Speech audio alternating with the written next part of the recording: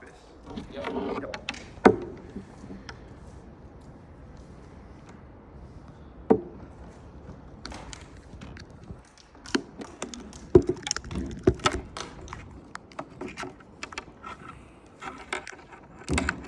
Starting in 3, 2, 1.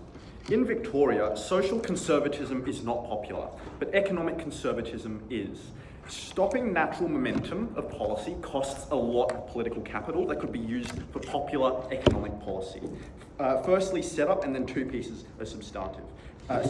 Firstly, on setup. Firstly, what does this world look like? Just to be clear, we think that this is one where, as we've assumed in the info slide, the Victorian Liberal Party wins the next state election. That means that they have some degree of mandate. It also means that the next election is probably in 3-ish years. What is the likely alternative?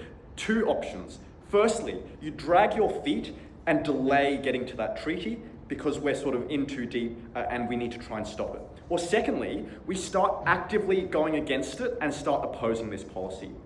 Thirdly, what are the interests of the Liberal Party? We think that the most important and main interest of the Liberal Party is getting re-elected in the following election because we've already assumed that, because we've already won this one. And there are two reasons for that. Firstly, being in political power is necessary to pass the kind of policy that you want, the policies that you want to get in. But secondly, politicians are just ruthless and calculated. They care about keeping their job. Re-election is crucial to keeping your job.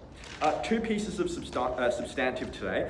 Basically, our strategy is to show that we lose a negligible amount of voters because we capture, firstly, swing voters, but secondly, we retain our base voters. So firstly, on swing voters. The context for this argument is that whoever wins the election in a two-party system is, by definition, the party that is able to get the median voter to vote for them. And so the two parts of this argument are, I'm going to characterise the likely median voter and then explain why they are more likely to vote for us. So what does this median voter look like? Well, the info slide tells us that 65% of the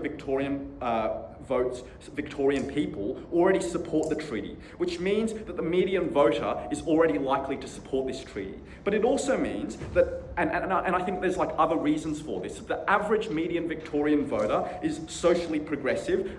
Victoria is home to the Greens and Adam Bant. We think that, Victorians are generally open to this kind of change. But then, why does our model mean that people are more likely to be convinced to vote for us? Firstly, we will be heavily punished if we drag our feet and try and delay this. That is to say that as soon as we do not continue meaningfully engaging with this, Labor and all the other progressive movements and progressive politicians are going to hammer us. It's going to be ammunition for not keeping our word, things like that. That's very unpopular. But secondly, the timing of all of the events and the negotiations of these treaties means that we will likely have this treaty done in the next few years. 2 to 3 years, which is likely to be halfway through our term at earliest, but also we recognise that, if anything, this might drag on for a little bit longer, which means that its completion date is going to be quite close to the date of the next election, which means that it is going to be very prevalent and on the forefront of voters' minds. But thirdly, the Victorian Liberals actually don't win on social policy. They win on conservative social policy. They win on conservative economic policy. Why is that? Two reasons. Firstly, it means that conservative economic policy, it's very easy to punish left-wing like Labor on focusing too much on social issues just by saying that they've lost touch with the working class, they've lost touch with the blue-collar population. But secondly, cultural war topics are just poorly received and very unpopular in Australia. This is often a reaction to just how stupid we think that US politics is. And the example that we would give is every time Dutton sort of acts or sort of says something that Trump might say, he immediately gets slammed for it. And this reaction is often quite bipartisan.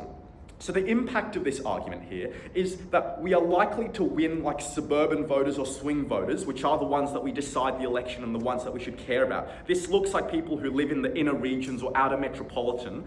It looks like a sizable amount of Indigenous voters who finally see that there is a party that is engaging and that they see this as the best chance of getting some sort of treaty in.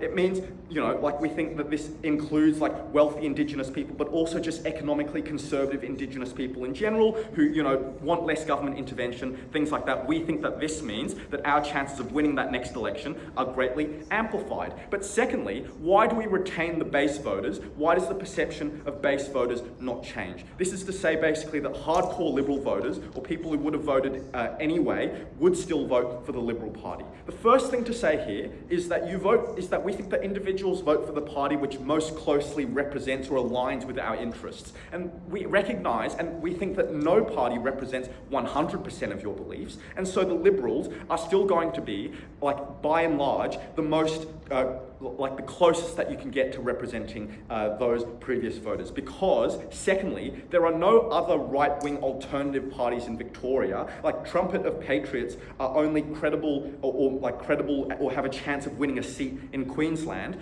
But we think that the Liberals, in terms of conservative Victorians, has a strong hold. Note that Negative Team needs to explain why this is somehow going to be the tipping point to flip a Liberal to a more conservative right-wing party, some other alternative. Because if they aren't able to do this, the way that preferences work is that they will just flow down to the Liberals instead of Labor. But then another thing here is that a sizable minority of Liberal voters must have also voted for the Voice. And we note how the info slide says 65% of Victorians were in favour of the treaty. So as a consequence, we think that all of those people are, like, certain to support us, because 65 minus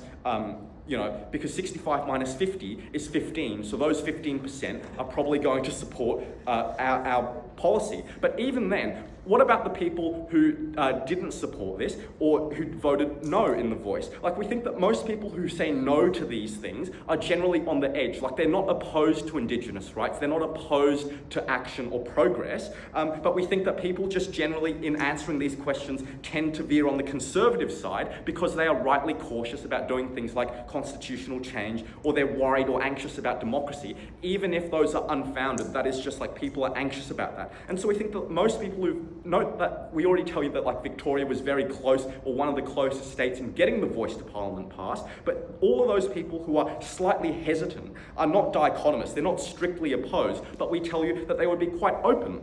And the last thing that I want to say in this argument is that dragging your feet on this issue of the treaty will cause a massive loss in political capital. That is because it costs a lot of political capital to halt the natural momentum or the natural progression of policy, what you have claimed your policy is going to be. What this means is that the opportunity cost of spending all of this political capital means that the Liberal Party, we would just be able to get through more of other policy. So that means that, like, if we do not spend all the political capital to try and stop this, our conservative economic policy gets out much faster, it's much better, and all of this is likely to appeal to original voters of Liberal, or the voters or base voters of the Liberal Party, and that actually increases our support. And so at the end of this argument, what you should believe is that those who are going to vote Liberal will still vote Liberal. At the end of the speech, what do we have to say? The main incentive of the Liberal Party was to get re-elected. We do this by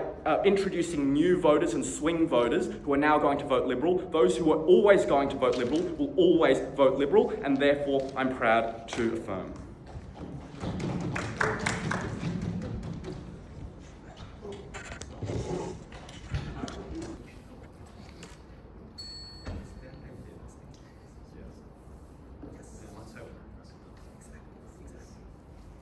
Am I good to go? Yeah, whenever you're ready.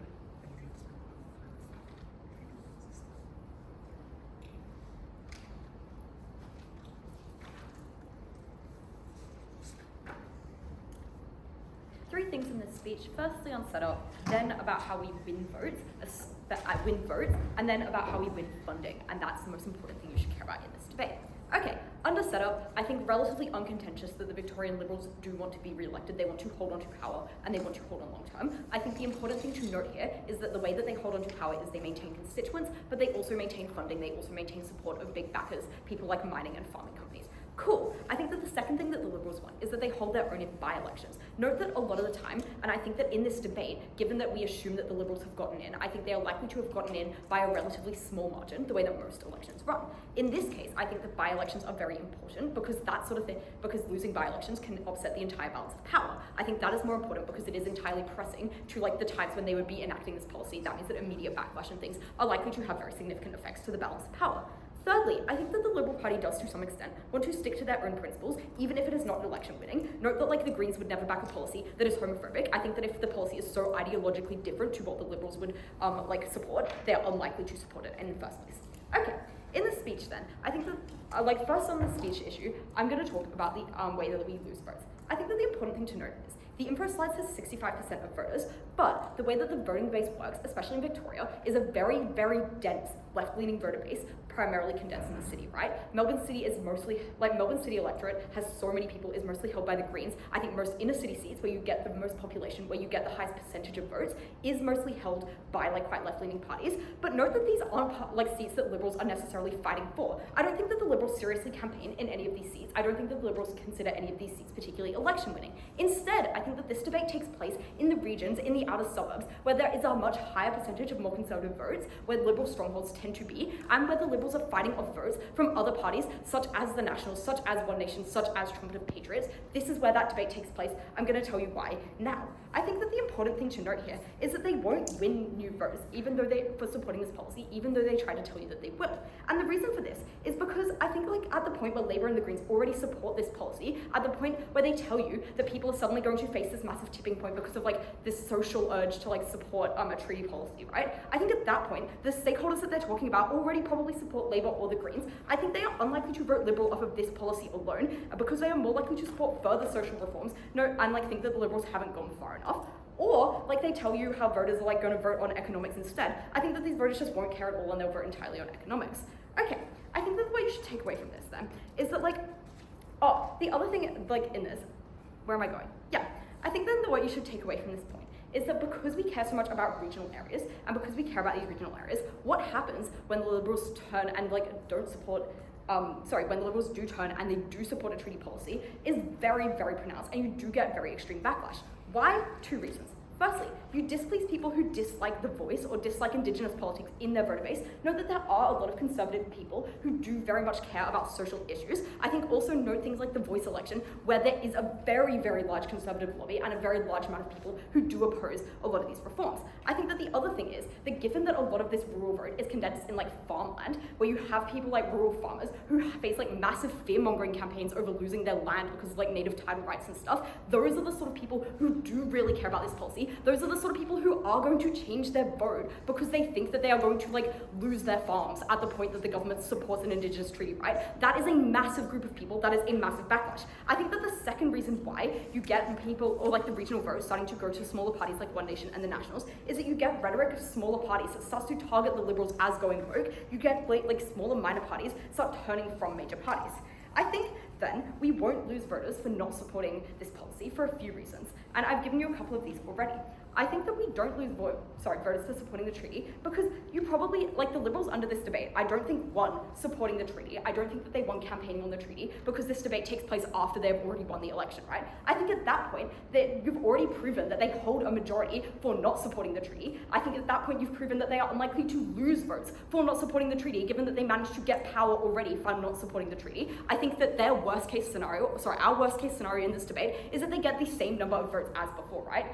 That is great for us. Okay, I think then their side loses a ton of votes for 4 reasons. Okay, the first reason why they lose votes and why they suffer a lot of electoral accountability is that they lose vote share. Note that like the Senate has a proportional percentage of voting. At the point where you lose a lot of vote share to these smaller regional parties like the Nationals, like One Nation, you like lose a lot of power. Note that the Senate is really important for passing legislation. At the point where you lose a like major proportional percentage, you lose votes. Secondly, I think that you lose support in the House. I already told you why I think that this is likely to be either like a hung government or just a very small majority government. That means that bipartisanship is very important. The Liberals are highly reliant reliant on support from other parties like the Nationals, are very reliant on support from other parties like One Nation. I think that these smaller parties are going to be far less likely to support Liberal agendas, are far less likely to support Liberal plans, are far less likely to back the Liberals in other pieces of legislation at the point where the Liberals support the treaty. Note how the Greens regularly punish Labour for not supporting housing reforms and stuff in other sectors of voting. I think this is likely to happen for the Liberals as well. I think that the other thing that they get losing support is they get infighting with the federal coalition who does oppose treaty and voices. That means that they are likely to get less support and less funding from the federal Victorian Liberal Party. That was really bad too. The third thing then is I think that they actively lose seats themselves. The reason why they lose seats is that they lose the two-party preference because they have split the right-wing vote now between the Nationals, between One Nation, when the Labour vote stays, right? I think that the vote between Labour and Libs is very marginal in a lot of these regional seats, is very marginal in a lot of these outer suburbs. So even if they don't, so I think Labour then gets an increased percentage to win. Okay, next thing in this speech then, what am I saying? I think that by-elections in particular are very likely to be lost by the Liberals because by-elections tend to be a backlash thing anyway, but I think at the point where you make this backlash a massive social policy, where you make this backlash in places where in regional areas, you are far more likely to lose seats as a direct result of this social policy because people haven't forgotten about it. Whereas by the time all of their impacts happen by the next election, I think people are far less likely to care about one policy the Liberals supported 3 years ago, right? These by-elections are far more pressing for the LNP right now. Okay, I think that the reason why this is a tipping point and why we are likely to lose votes and they cannot claim the same is because regional voters do care a lot about these issues for the reasons I gave you before about people fear-mongering about losing their farms. I think also this is a very big step and a very big policy change for the Liberals to make. No, under the status quo, they have not made this policy and they are doing fine. And I think that this does increase a lot of social political wokeness rhetoric.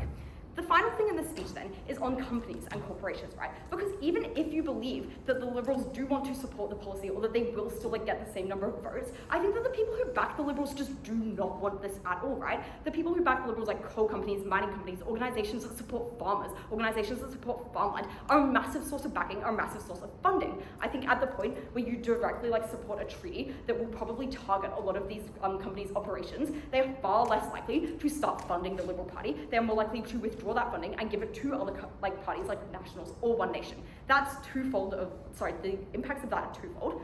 Firstly, the Liberals obviously lose a lot of direct funding. That makes them less likely to compete with Labour in all seats, right? Not just these regional swing seats, but all of their other stronghold seats because now they have a lot less funding for themselves.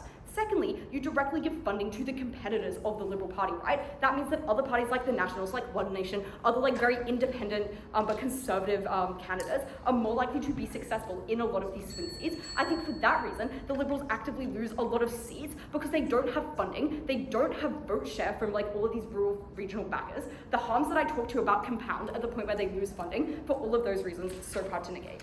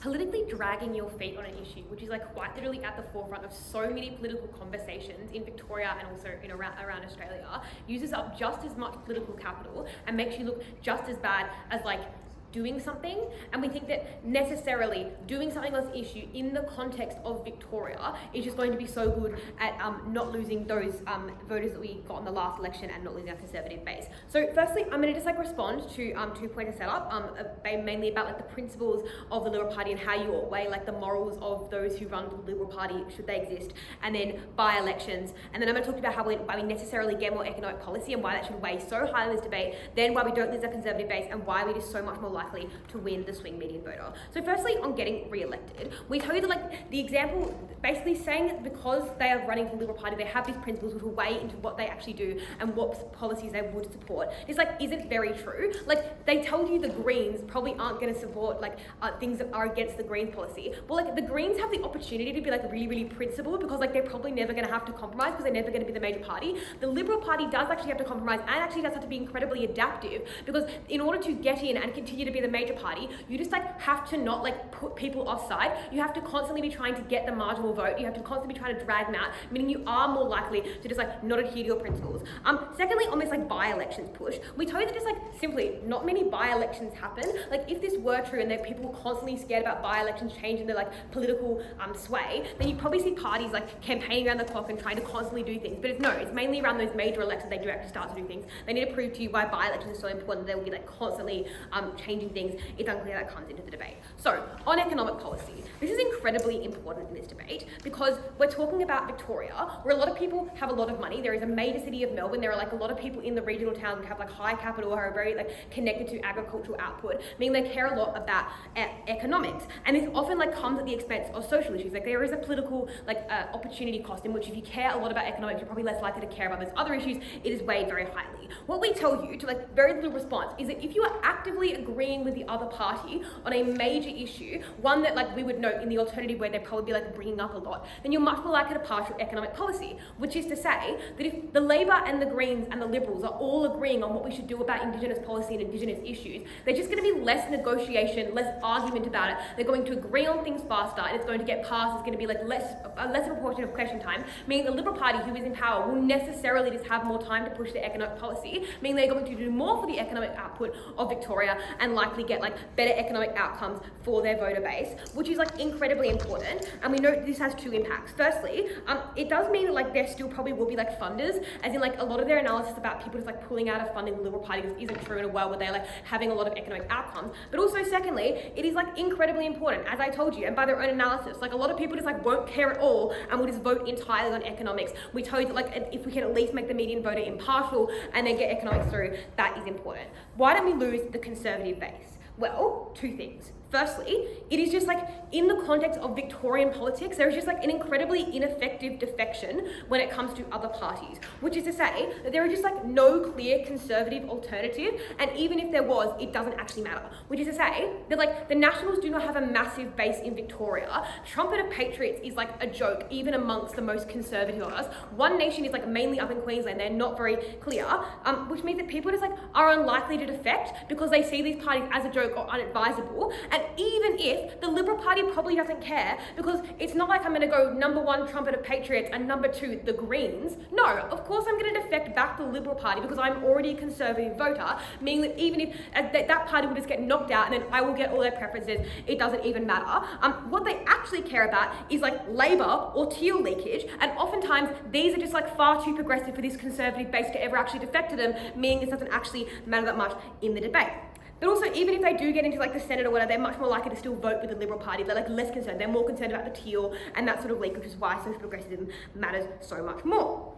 And also just like secondly, economic policy is likely more important to the average Conservative voter because economic issues are just like much more likely to have a salient day-to-day effect on you, which is to say like a Conservative voter probably doesn't actually get affected by Indigenous issues no matter which way they are going, but they are affected by like, you know, not being in the right tax bracket to their opinion or not being able to like invest in their third house. This is incredibly like more salient to them and much more important to them. Yes. Okay, so why are we more likely to win the swing median voter? Firstly, I just like to reframe this.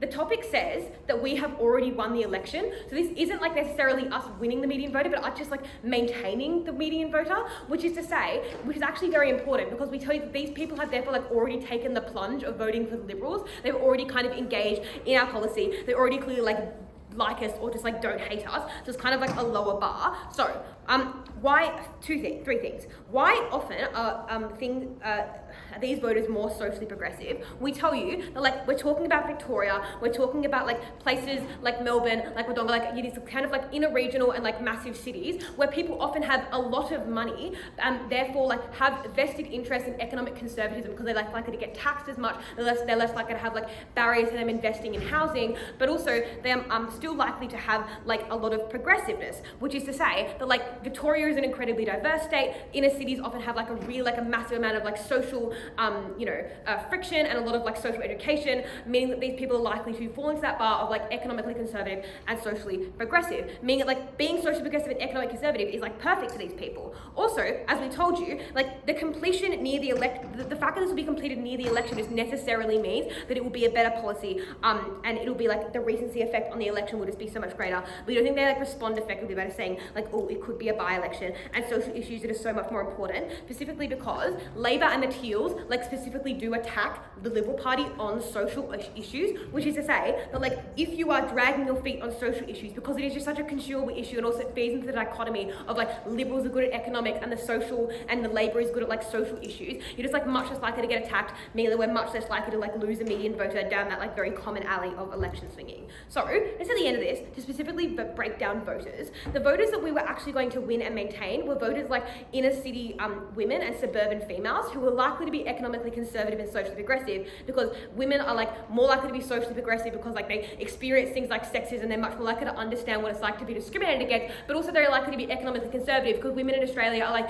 and Victoria are increasingly more educated, they're earning a lot more money, they're much less likely to be in like partnerships, meaning that they're going to like want to maintain their property but also like not want to see people be discriminated against as they have been. It also was inner regional voters who were economically conservative because they live in like high capital societies in which like their equipment and their like jobs were very much like subject to economic policies, but also they were still like more likely to be exposed to like the social progressiveness of like those inner regional cities, of like those and this included outer city suburbs as well, who were like much more likely to be affected by housing issues and jobs, but also still project like kind of affected by the inner city diversity and things. But also another unresponded thing as well is that like Indigenous voters were just like so much more likely to vote for the Liberal Party, even if Labor and the Greens were like much less actually did have better policies. Still, to be seen as the party that is doing something, to be the party that actually ushered in like historical changes to Victoria, this meant we were much more likely to catch this voter base, and also all those people in Victoria who did actually support Indigenous people, which is like a very growing group. So at the end of this, what you know is that what mattered was the size of each group that we were able to maintain and the swing of each group. At worst, we made this issue symmetric between the parties, and at best, we actually fixed and fed into not losing political capital on this issue. Thank you. 60-second affirmative or 1 second.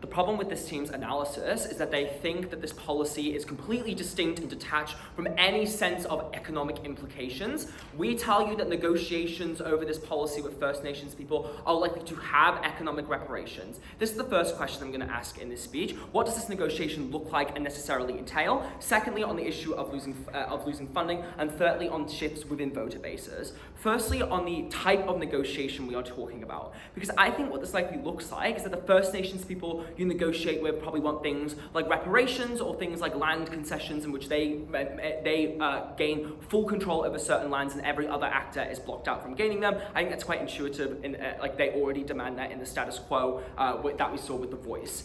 I think that is where the issue for this team's case lies. It's because that directly impacts the types of voters that the Liberals need to maintain the support and loyalty of. Those are people like farmers. Those are people that live in regional seats that necessarily have a decent amount of land. Those are the types of people that can be easily convinced in a fear-mongering campaign by alternative conservative parties, which there are some that I'll outline later, can appeal to them on the basis of the Liberals are betraying their Liberal principles, but even if they're not betraying them, there will be a direct impact of this policy in the sense that you will lose control over your land. Swaths of that land will now be exclusively controlled by First Nations people. That is going to be an implication on things like farming operations. Note that even if you aren't a farmer, if you are in that area, you often have family who are farmers, people you know who are farmers, you often have more regionally focused incentives and care about regional impacts. Therefore, this policy is definitely seen as something that has economic implications. So you should believe that shifts in the Liberal support can occur there. Noting there, I think that when they tell you that on economic policy generally, you will agree with people for faster and you will have compromise, this is incredibly unnuanced to say that is to say that there are plenty of other issues in politics which are still quite contentious and divisive, and this team have done no mechanistic work to prove that if you successfully compromise on areas on this one policy issue with Labour, you're necessarily going to compromise in other areas, given the fact that you still diverge principally on many other policy areas. You're unlikely to have that impact to come to fruition. I don't think you should credit that. I think also at the end of this, you should then believe that the change in their world is that you are weaker on those economic issues with your existing base that you need to hold the loyalty with. Because note that even if you don't lose seats, because that is quite a high burden, you lose percentage-based votes in the other house. I don't know, Victoria probably calls it the Senate, right?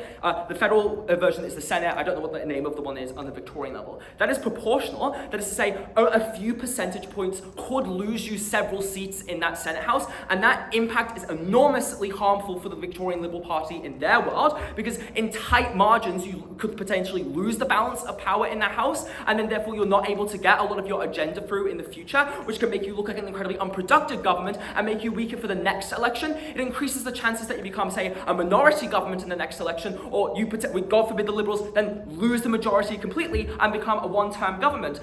Because even though a small change in the seats can lead to then just some policy being blocked, that has a massive impact on the perceptions of voters, because you look like you are an unproductive government who is not get anything done. And that subtle shift can come from something like this type of policy, and a couple, maybe like a couple tens of thousands of people merely shifting. It does not have to be that much for the political ramifications to be quite devastating to the Liberal Party. But let's talk about losing funding, because I think that the conglomerates, such as fossil fuel companies, that have a vested interest in being able to get entitlement to this land and winning the bids for this land in order to gain profits from the extraction of its resources, do not want this policy to be in place. In Victoria sees a lot of mining and fracking under the status quo, and those companies want to continue and double down on that. The reason that they shift this funding away from the Liberal Party in this world is because, one, if you make concessions in these meaningful negotiations, there is a serious threat to those conglomerates' abilities to frack, to mine, to extract those resources, which historically is why they have supported the Liberals in the past, because they've traditionally been at state and federal level the party to favour those conglomerates quite a lot in terms of who they give land rights to, etc. And to that extent, they literally give these parties tens of millions of dollars. Large in part, the reason why the Liberals can run effective campaigns at fucking anywhere in Australia is because they get millions of dollars from the conglomerates that you piss off in a uniquely egregious way, because you potentially threaten their main money-making operations, which is the First Nations land that they want to extract resources from. So to that extent, these parties are likely to shift funding to other candidates who directly oppose this policy. They're likely to direct funding in a strategic way, because these people have access to very intelligent advisors and people and consultants who understand the paradigm shifts in politics to say, we need to target these specific seats, we need to target these specific areas, so that we cause subtle shifts that deny the Liberals things like the Senate and the lower house and stuff that causes massive political ramifications. This team incentivizes people who have historically backed the Liberals through financial support to try to punish the Liberals in order to swing them back towards them and try to get them to abandon and pivot on the policy in the future,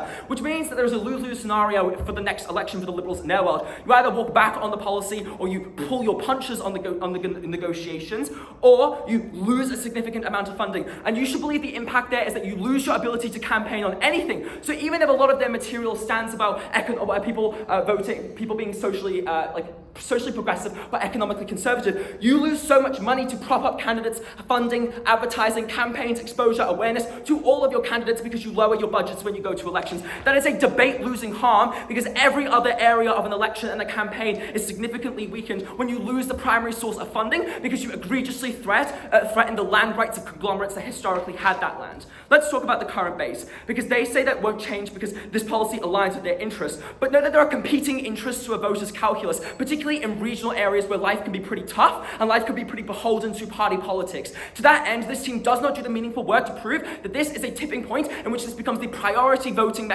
calculus for a lot of these people. We tell you there are plenty of other factors that can come into account here. But I also think things like cost of living, things like the conservative people's natural push towards things like meritocracy over the perception of having like woke DEI policies in general society and politics and stuff like that. They tell you there is no clear conservative alternative. Let's take them at their best and say there isn't. Well, in their world, they increase the chances of one starting up. Like we currently see in the status quo a general shift away from the major parties, smaller parties starting up, the Teals and like Tree Tories, etc., becoming more powerful. The fact that the trumpet of patriots can even like exist and gain some level of support is quite concerning for the establishment parties. And to that end, it means that things like the Nationals and things like One Nation, things like trumpet of patriots in Victoria do get some level of increased support, which we tell you that even if you don't flip seats and say one house on the percentage-based proportional system, you lose percentage points, and that can cause massive balance. That can cause you being beholden to strong balances of power by the crossbench at the state level. Let's talk about swing voters, because I think to the extent that the 65% of people the info slide specifies are largely in a select few seats, like the seat of Melbourne, the Green stronghold, and has been for decades, means that there is a massive percentage of the population that are going to be quite wary of any type of seeming move to the left from the Liberal Party on this issue. And this isn't us. We are not dragging our feet. This is what a lot of their analysis is contingent upon. We directly oppose this policy. We are willing to hardline opposition to this policy, consistent with the coalition at the federal level, which brings us to the next mechanism of infighting. We tell you that you cause a lot of infighting between the federal coalition and the state level, which causes a fragmentation in your optics. It makes people think that your party is weak, which furthers the bleed to the smaller parties who can take advantage of that weakness and prop themselves up and say, no, we are your alternative. So even if there are a small alternative now, they make them, even if it is marginally bigger, it is a bigger threat than the status quo where we won the election without having to have this policy in place. Extremely proud to oppose.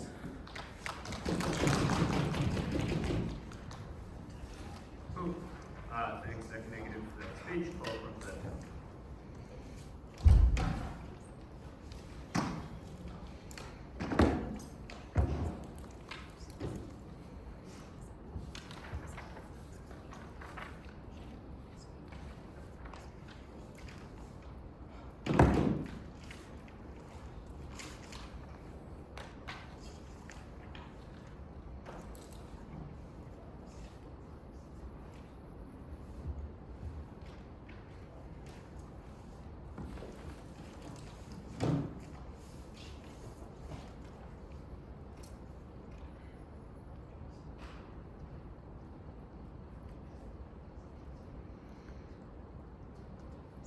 I'm first going to deal with their two silly points about negotiation and funding. Then I'm going to talk about swing voters. Then I'm going to talk about conservative voters. Firstly, on negotiation. They push that this negotiation necessarily looks like land rights, necessarily look like taking area away from farmers. This is unlikely for three reasons. Firstly, because it's likely to be modelled on the federal voice proposal, and the federal voice proposal was that of a voice to parliament is one which makes political representations in the parliament, but they don't have any specific power. Therefore, it's unlikely to be, attached also with demands of land rights, etc., because it is likely to just be similar to the federal one. But secondly, the fact that it was defeated in the federal parliament means that progressive movements have taken a step back, been a little bit less ambitious, because they know not to count their chickens before they hatch. Because they know getting some political change is something you can put in the bank, as opposed to losing everything in its entirety. Also look at the fact that ScoMo won the 2019 election. What that means is, even though they think it's broadly popular, they know not to push that line too far, because it is going to be so devastating to them. If they lose another easy win, that means that they're likely to taper back, not push for any of these more ambitious ideas. The third thing they say is, but the word is treaty, and treaty is often about land rights. The first claim I'm going to make about this is it's unlikely that Indigenous groups within themselves are likely to want to push for land rights. The reason why is because land rights disproportionately benefit certain Indigenous groups over others. Because it is, if you are geographically located in that Indigenous area, then you benefit. But if, for example, you're an Indigenous person in Melbourne City, then you don't get any benefit from that, which means that it's likely that the Indigenous groups negotiating the treaty want the benefit to be shared equally, because otherwise you get types of infighting, etc. Which means that the Indigenous groups are unlikely to want to push for things which disproportionately benefit specific geographic Indigenous people. They're not going to want to push for treaty. So, second silly thing on funding. They say coal and mining companies are going to want to fund someone else. But who? Because obviously they're not going to fund Labour or the Greens. There's no explanation about why they care about Indigenous voters either. All of their analysis was contingent on the idea that you might lose those mining rights, etc. But I've already dealt with that, which means that why should capitalist companies, which only care about their profits, want to stand in the way of social progress? Because in the majority of the way that doesn't hurt their bottom line, so likely just go with the flow, etc. Then they say, the federal libs are likely to take away funding, but probably there's a strong norm not for federal and state libs to conflict with each other. The first reason why this is the case is because you'll likely be able to appeal to local knowledge, like you are the state libs, this is your job, the federal libs are likely to stick to their own guns. But secondly, note within right-wing politics, often the norm is for individualism, not having overt state control, not having overt party structures, etc. Which means that ideologically the libs are very resistant to overreach of party apparatus, which explains why the federal libs are probably unlikely to want to use this. So that explains why the funding argument is also silly. I think at that point, they've spent a lot of their analysis on this. Given that I pushed this away, you just all believe the depth of analysis that we've given you. Because we explained to you that swing voters are the ones, in fact, which you ought care most about. The easiest way to lose those swing voters is to present Labour easy targets. Things that they can point to and say, but notice that they oppose or drag their feet on the voice. So, the first claim they have against this is that there is geographic division, but this is implausible. Because in Australia, there are large populations within city areas, because the majority of the population tends to live within cities, which means that it tends actually the swing voter to be someone probably on the outer suburbans areas of cities, which means that these people are obviously not the super green Labour hipsters or something that they were caring about. These are the ones which we could reasonably expect to win. But the second point is they said, there's a strong bimodality because you've got a bunch of really conservative people in the rural areas, a bunch of super progressive people inside the cities. Therefore, you're going to have to reach very, very far. This is unlikely, and it's instead likely that the distribution is normal, that what that means is the average person is likely someone, reasonably willing to be convinced on either side. And the reason why is because there is just strong movement between rural and urban areas. Because, for example, there is migration between rural and urban areas when university students from rural areas go to the city and then come back to take their to work on the family farm, etc. But also, for example, lots of people finish their degrees and then find it easier to get jobs in rural areas, so they move and also translate their ideologies. Which means, in fact, there's a strong communication between rural and urban areas. Note, for example, they're often geographically interlinked, etc. And also that the media is likely based in the city, which explains why rural people get a lot of information from city folk, which means they often receive information about those ideas. All of which is to explain that it's likely that both rural and suburban people could be convinced about this issue. Because then we explain to you how they will punish you so hard if you fight against this. Because Labour and Greens have a very strong incentive to punish you and point towards this very easily. But the second thing we told you is that it costs a lot of political capital to resist this. And the reason why is because there's always going to be compromise which is necessary to advance political agendas. And that's because you always need some kind of, buy-in from the alternative party. The reason why this is the case is because you don't want to push things which you could possibly lose. For example, tabling specific motions often requires horse trading in some way. You need to be a credible actor. The first thing they're likely to ask for is for the voice to be tabled. At the point at which you can give them that, it means that you don't have to fight them and give them lots of other concessions, like for example, not tabling economic policy, which we explained down the bench is much more popular. And the reason is just so simple, right? The reason why economic policy tends to be more popular than social policy is like economic is much more easily, like directly understandable to people, because tax cuts mean that there's just more dollars in your bank account at the end of the day, whereas it's often very amorphous what a social policy actually impacts you. Especially, for example, if they want to categorize rural voters, these people probably don't see a lot of Indigenous people, etc., which means that economic policy tends to be so much more popular. Also, specifically for the swing voters, which we explained to you in the outer suburbs, do care a lot about economic policy.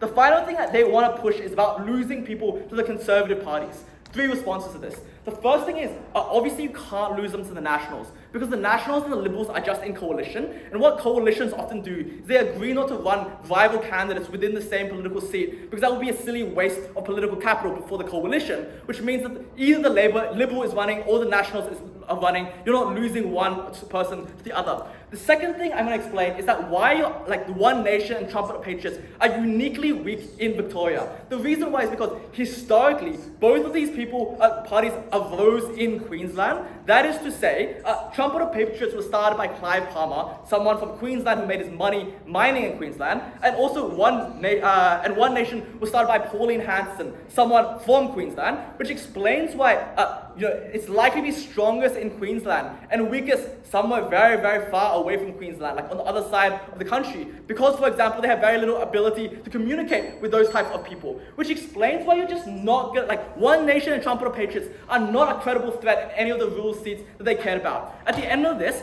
you win the swing voters. There's no credible threat on the far right. So happy to propose.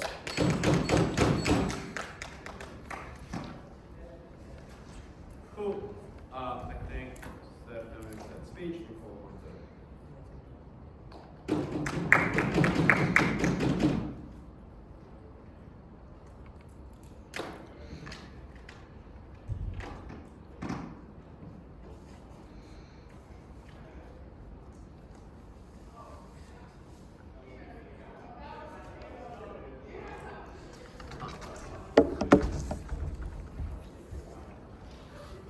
I'm just going to put some signs up outside. Yeah, thank you.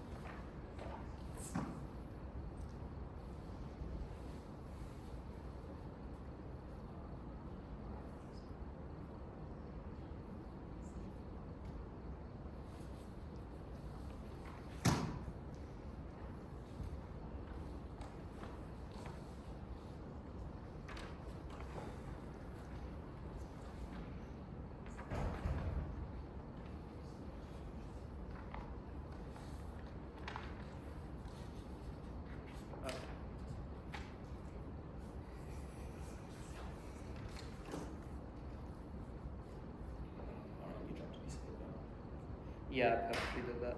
Okay. 3, 2, 1. Panel, I'm going to do 3 things in this debate. 1, I'm going to talk about their path to victory. 2, I'm going to talk about our path to victory. And then somewhere in the middle, or maybe at the end, I'm going to talk about the key characterization clashes. Okay, so what do they need to prove to you to win this debate?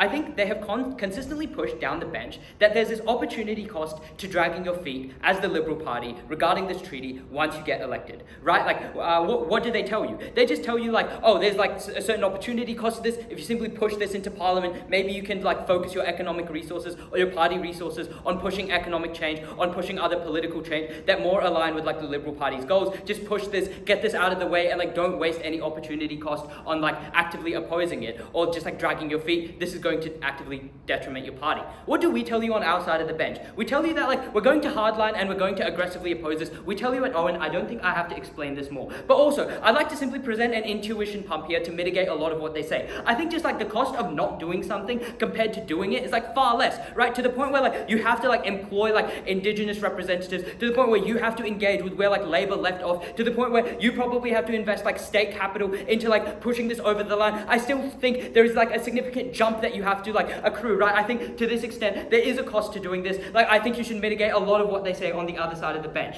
Okay, I just think like furthermore, we tell you across our side of the bench, like to the point where like you still like pull this treaty over, you like appeal to, you push the average Liberal voter to be appealed by a lot more conservative parties, right? I'll push more on this later, but then what's the second path to victory? I think they try to characterize this like fictional swing voter, right? This like person who like kind of is really rich in Melbourne, but like still wants more progressive ideologies, and as a result, like maybe they'll still vote Liberal if they do push this. Like panel, again, just like I want you to like just like weigh this a little bit, right? Like we tell you across our panel, and this is completely unresponded to, Liberals get their voter base from like rural areas, right? Like in this universe where Liberal has won in Melbourne, they probably haven't won in like voting areas near the Melbourne CBD. They probably have won through like amassing like rural voters, right? I just don't think there's a universe where Liberal wins in the Melbourne CBD. I just think this is like pretty clear. I think this is what Liberals stand for in general, right? To that degree, I just don't think like the swing voter in Melbourne CBD, to the point where another party probably already has the seat, really matters here. But also, even if they did, just like again, simple intuition here, like how many of these such swing voters are there where they own multiple houses but they still care about Indigenous rights? I just don't think there are, right? To the point where like you're really, really rich, you probably just like don't want this to occur. I think we like mitigate, and I think we like stop a lot of their paths to victory. Okay, how do we win for us?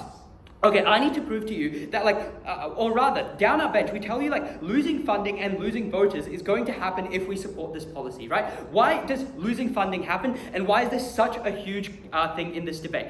Okay, losing funding happens because like I just think Indigenous like motives and Indigenous pushes directly oppose the like motives of these large coal and large oil companies, right? Like what do large coal and oil companies stand on? They stand upon destroying Indigenous land, probably destroying Indigenous sites, as we have seen in multiple cases across Australia. I think to this degree, it's fairly intuitive that these oil companies probably don't want to push more Indigenous rights because it means like probably more bureaucracy to the point where they need to function, right? I think this is pretty simple, and I think to the extent where they see the Liberal Party, which they fund, most likely they puppeteer, like actively pushing this treaty, they're probably going to like significantly decrease their funding, right? I think this is fairly easy to see. I also think on the other side of the house, we get this characterization that there's like no other alternative for these large parties to fund, so they're just not going to fund, they're not going to fund these large parties, they're going to be forced to fund us. I think this is fairly, maybe that's the case now, but I just think a few $1 billion changes this, right? Like the reason the Liberal Party are so far ahead on the polls, or at least it's a two-party system, is because they have access to so much capital from these oil and gas companies, right? To the point where they simply just pick another party, like National Party, or Australia One, or the plethora of other incredibly minute small parties, start funding them, start giving them the ability to run campaigns in rural areas strategically placed by these lobbyists. I think you do dilute these voter bases in rural areas, right? What happens when we dilute voter bases in rural areas? I just think you significantly decrease the power.